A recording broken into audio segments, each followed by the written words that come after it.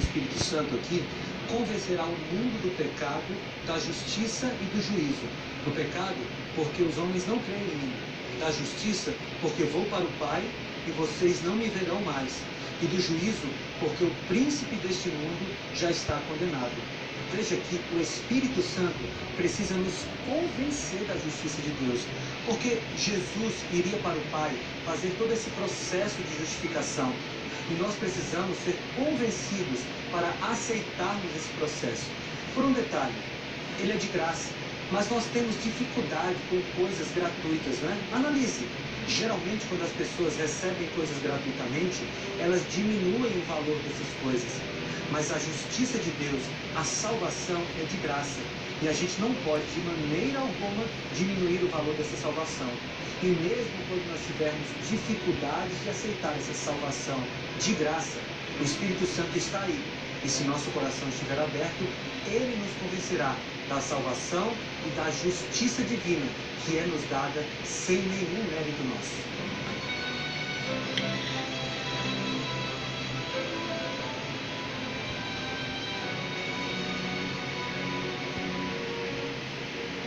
O Senhor Jesus nos ensinou muito a respeito da sua própria justiça. Afinal de contas, ninguém melhor do que ele. E um desses ensinamentos veio a partir de uma parábola que ele contou e que esclarece muito a respeito desse assunto. Acompanhe a leitura da parábola. A alguns que confiavam em sua própria justiça e desprezavam os outros, Jesus contou esta parábola. 2 homens subiram ao templo para orar. Um era fariseu e o outro publicano. O fariseu, em pé, orava no íntimo: Deus, eu te agradeço, porque não sou como os outros homens, ladrões, corruptos, adúlteros, nem mesmo como este publicano. Jejuo 2 vezes por semana e dou o dízimo de tudo quanto ganho. Mas o publicano ficou à distância. Ele nem ousava olhar para o céu, mas batendo no peito dizia: Deus, tem misericórdia de mim, que sou pecador. Eu lhes digo que este homem, e não o outro, foi para casa justificado diante de Deus. Pois quem se exalta será humilhado, e quem se humilha será exaltado. Eu gosto demais dessa parábola. E tem uma riqueza teológica imensa nela. Daria para a gente passar o programa inteiro falando só dela.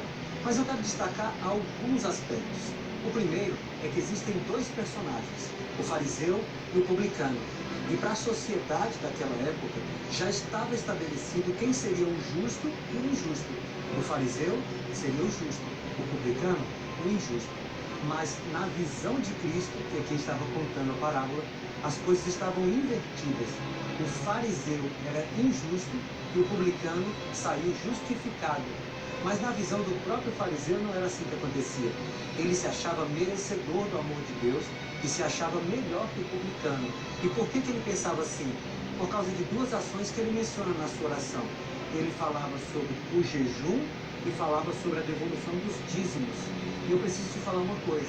Essas 2 ações, jejuar e devolver os dízimos, são coisas boas, são coisas certas, mas elas não atribuem mérito a quem faz. E esse era o pensamento errado daquele fariseu que Jesus tentou corrigir e nos ensinar nessa parábola.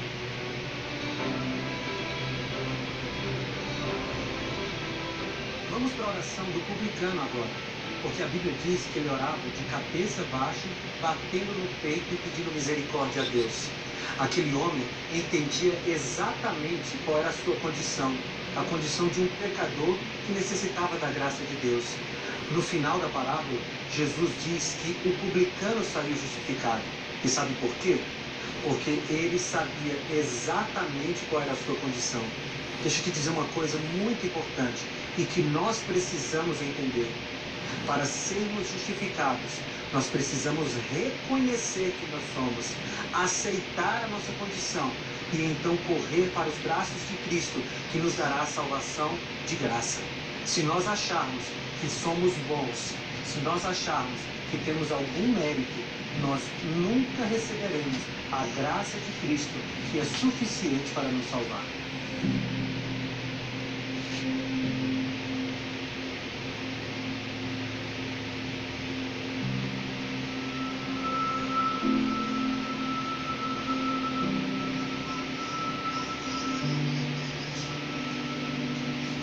Quando nós praticamos a justiça, nós atribuímos aos outros o amor cristão. Nós atribuímos aos outros a bondade de Cristo. E tem um detalhe: mesmo aquelas pessoas que não aceitam a justiça de Cristo devem receber de nós essa justiça através dos nossos atos de misericórdia. Olha o que Miqueias, o profeta, escreveu aqui no capítulo 6, no versículo 8. Ele mostrou a você, ó homem, o que é bom e o que o Senhor exige. Pratique a justiça, ame a fidelidade e ande humildemente com o seu Deus. O que é praticar a justiça? Praticar a justiça é obedecer a Deus. É obedecer a Deus em todos os aspectos, no cumprimento da sua lei, mas também obedecer a Deus no amor ao próximo. Portanto, se você recebeu a justiça de Deus em sua vida, coloque essa justiça em prática e dê bondade, distribua amor para as pessoas que precisam.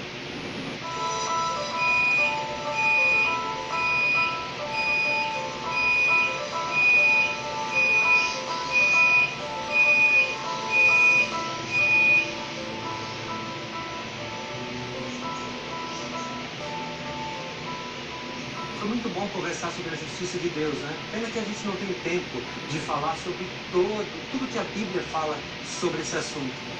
Mas eu queria terminar o nosso programa de hoje falando sobre um aspecto muito importante, porque a Bíblia revela que está acontecendo nesse momento, lá no santuário celestial, um juízo, um julgamento, que a gente chama de juízo investigativo. O que é isso? Cada ser humano que já viveu sobre a face desse planeta terá o seu nome mencionado nesse juízo, e a sua vida será analisada e ele será dito como culpado ou como inocente. Em outra linguagem, como salvo ou perdido. Lá, como todos os outros julgamentos, existem elementos como o juiz, o advogado, o réu, a lei, que é o parâmetro de julgamento. Assim como nos julgamentos da terra, lá no céu também tem esses elementos. Mas a diferença é que aqui na terra, a gente não pode garantir que a justiça é imparcial. A gente não pode garantir que a justiça é perfeita. Como aquela estátua ali, ela está com a venda nos olhos, nós não temos como garantir que todos serão julgados de forma isenta. Mas lá no tribunal do céu, sim, a gente pode ter essa garantia. Mas tem uma coisa mais linda ainda. Sabe quem é o juiz? É Deus o Pai. Sabe quem é o advogado? O Senhor Jesus. Sabe quem são os réus? Te falei no começo, né? Eu e você. Sabe qual é a lei que serve de parâmetro? Os 10 mandamentos. Mas a grande e boa notícia, o Evangelho, é que Deus o Pai, a Bíblia diz lá em João 3,16, amou o mundo de tal maneira que deu o seu Filho unigênito, para que todo aquele que nele crê não pereça, mas tenha vida eterna. O nosso advogado, o Senhor Jesus, escolheu morrer por nós.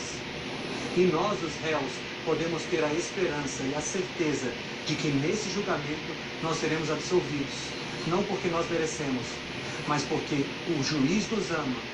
O advogado nunca perdeu uma causa e morreu no nosso lugar. E qual é o nosso papel? Aceitar. Aceitar essa graça que quer nos salvar apesar de nós. Veja, não é uma graça barata.